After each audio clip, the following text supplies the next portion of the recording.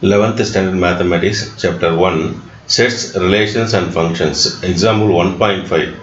If A and B are two sets, so that number of B difference A equal to twice number of A difference B equal to 4 times number of A intersection B. And if number of A union B equal to 14, then find number of P of A. Number of power set of A கேட்டிருக்கிறாங்க. சரி, okay. இப்போ நம்ம இந்த கொடுக்கக்கூடிய இந்த டேட்டாஸை எப்படி நம்ம interpret பண்ணலாம் பாருங்கள். இது இந்த நம்பர் ஆஃப் பி டிஃபரன்ஸ் ஏவும் number of A difference B ரெண்டுமே 4 times number of A intersection பிக்கு ஈக்குவலாக இருக்குன்னு சொல்கிறதுனால நான் என்ன செய்யணும், அந்த நம்பர் ஆஃப் ஏ இன்டர்செக்ஷன் பியை நம்ம ஒரு வேல்யூவாக எடுத்துக்கலாம். எப்படி எடுத்துக்கலாம் பாருங்கள். Let number of A intersection B equal to K அப்படின்னு எடுத்துப்போம்.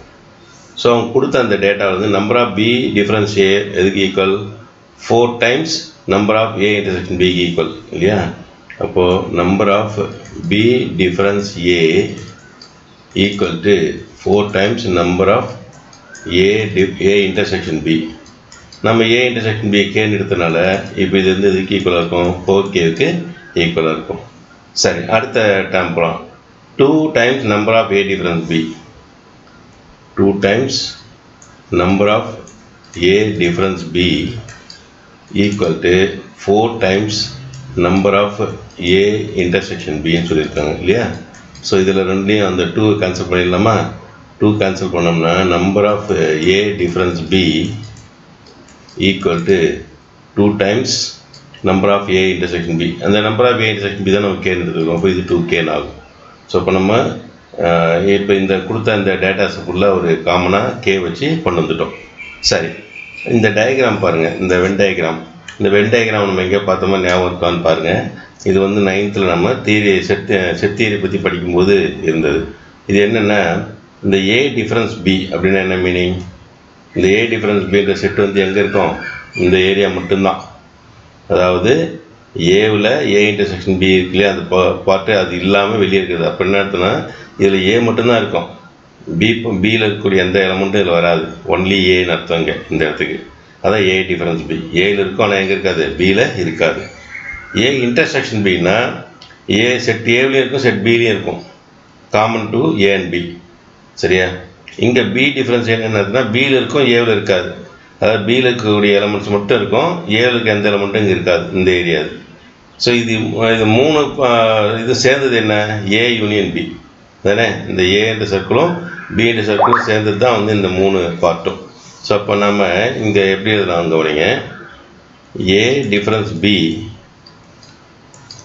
Union A intersection B union B difference A. இந்த 3 செட்டோட யூனியன் வந்து எதுக்கு ஈக்குவல்னா ஏ யூனியன் பின்ற செட்டுக்கு ஈக்குவல். கரெக்டாக புரியுது இல்லையா. A difference B, A intersection B, B difference A. இந்த 3 பார்ட்டையும் நம்ம யூனியன் சேர்த்து எழுதணும்னா அது எதுக்கு ஈக்குவல், ஏ யூனியன் பின்ற செட்டுக்கு ஈக்குவல். சரி, இப்போ இங்கே பார்த்தீங்கன்னா A difference B, A intersection B, B difference A. A difference பியில் இருக்க எந்த எலமெண்ட்டும் ஏ இன்டர்செக்ஷன் பியில் இருக்காது. ஏ இன்டர்செக்ஷன் பியில் இருக்க எந்த எலமெண்ட்டும் ஏ டிஃபரன்ஸ் பியில் இருக்காது. அதே மாதிரி இந்த ஏ இன்டர்செக்ஷன் பியில் இருக்க எந்த எலமெண்ட்டும் பி டிஃபரன்ஸ் ஏல இருக்காது இல்லையா. அப்போ இதெல்லாம் என்ன செட்ஸு, டிஸ்ஜாயிண்ட் செட்ஸ். ஏன்னா இந்த 2 செட் இந்த செட்டுக்கும் காமனான எலமெண்ட் இருக்காது. இதில் இருக்கிறது இங்கே இருக்காது, இங்கே இருக்கிறது இங்கே இருக்காது. அது மாதிரி இருக்கிறனால இது என்னது, டிஸ்ஜாயிண்ட் செட்டு. அதனால் நம்ம இதுக்கு கார்டினல் நம்பர் கண்டுபிடிச்சா என்ன பாருங்கள். நம்பர் ஆஃப் இந்த A, number of A difference B union A intersection B union B difference A equal to number of A union பின்னு எழுதலாம். இதெல்லாம் நான் ஏற்கனவே சொன்ன மாதிரி டிஸ்ஜாயிண்ட் செட்டுனா அந்த யூனியன்லாம் ப்ளஸ்ஸாக மாட்டோம். இப்போ எப்படி எழுதலாம், number of A difference B plus number of A intersection B plus number of B difference A equal to number of A union B. இதெல்லாம் நம்ம 9thலேயே இருக்குது. இருந்தாலும் படித்து 2 வருஷம் ஆனதுனால அதை கொஞ்சம் நீங்கள் ஞாபகத்துக்கு கொண்டு வாங்க. ஸோ அப்போ இந்த ரிசல்ட் வந்து என்ன, number of A difference B, அதாவது ஏ டிஃபரன்ஸ் பியில் இருக்கக்கூடிய எலமெண்ட்ஸோட நம்பர் எத்தனை எலமெண்ட் இருக்குது A intersection B எத்தனை எலிமெண்ட் இருக்குது, B டிஃபரன்ஷியல் எத்தனை எலிமெண்ட் இருக்குன்னு மூணையும் ஆட் பண்ணால் அது டோட்டலாக எதுக்கு ஈக்குவல், A யூனியன் Bயில் இருக்கக்கூடிய எலிமெண்ட்ஸுக்கு ஈக்குவல். அது கார்டினல் நம்பர் ஃபார்முலா. சரி, இப்போ நம்ம A difference number of A difference B இங்கே பாருங்கள் என்ன எவாலுவேட் பண்ணி வச்சுருக்கோம். நம்பர் ஆஃப் A டிஃபரன்ஸ் வந்து 2K. சரியா, number of A intersection B K, number of B difference A வந்து 4K. இது மூணோட அடிஷன் வந்து எதுக்கு ஈக்குவல், 14க்கு ஈக்குவல். ஏன்னா number of A union B என்னன்னு கொடுத்துருக்காங்க, 14 கொடுத்துருக்காங்க. இது மூணையும் ஆட் பண்ணிங்கன்னா என்ன கிடைக்கும் பாருங்கள், 2K 3K 7K. ஸோ அப்படின்னா 7K equal to 14. So K equal to இந்த 7ஆல் டிவைட் பண்ணோம்னா 2 கிடைக்கும். ஸோ Kவோட வேல்யூ வந்து என்ன 2ன்னு கிடச்சிருக்கு. ஸோ இது ஒரு ரிசல்ட்டை நம்ம வச்சுக்கலாம். அடுத்து மறுபடியும் இந்த வென் டயக்ராம் யூஸ் பண்ணலாம். இப்போ நான் A மட்டும் எடுத்துக்கிறேன். இந்த A மட்டும் எடுத்து அது எப்படி எழுதலாம் பாருங்கள், A equal to A difference B union A intersection B எழுதலாமா? ஸோ அப்போது இந்த ஏன்ற செட்டு ரெண்டாக பிரிஞ்சிருக்கா. ஒன்று வந்து A டிஃபரன்ஸ் B, அதாவது A மட்டும் இருக்கிறது ஒன்லி A. அப்புறம் ஏவுக்கும் பிக்கும் காமனாக இருக்கக்கூடிய பார்ட் A இன்டர்செக்ஷன் B. இது ரெண்டோட யூனியன் தான் வந்து இது A என்ற செட்டு. ஸோ இதுக்கு நம்ம கார்டினல் நம்பர் ஃபார்முலா யூஸ் பண்ணால் number of A equal to, இப்போ இங்கே நம்ம டேரெக்டாக போடலாம். ஏன்னா A difference B A intersection Bக்கும் காமன், இதுக்கும் காமனாக இருக்காது. A டிஃபரன்ஸ் Bயில் இருக்க எந்த எலமெண்ட்டும் எங்கே இருக்காது, A இன்டர்செக்ஷன் Bயில் இருக்காது. சரியா, அதனால் இங்கே வந்து A இருக்கிறது மட்டும்தான் இருக்கும். இப்போ இந்த இது டிஸ்ஜாயின்ட் செட்டுன்றதுனால எப்படி அதில் நம்ம இப்போ number of A difference B plus number of A intersection Bன்னு எழுதலாம். ரைட், இப்போ இந்த ரெண்டுக்கும் A difference B, number of A difference B என்ன எவாலுவேட் பண்ணியிருக்கோம் பாருங்க, 2K ப்ளஸ் K. ஸோ 3Kன்னு கிடைக்குது.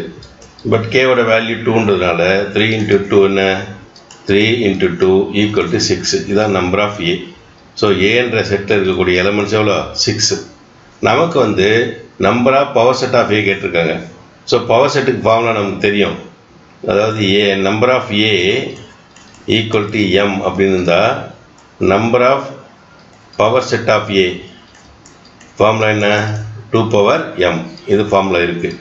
இப்போது ஒரு செட்டில் M எலமெண்ட்ஸ் இருந்தால் அதோடைய பவர் செட்டில் 2m எலமெண்ட்ஸ் இருக்கும். இப்போ நமக்கு ஒரு செட்டில் எத்தனை எலமெண்ட் இருக்குன்னு சொல்லியிருக்கோம், 6 எலமெண்ட் இருக்குது.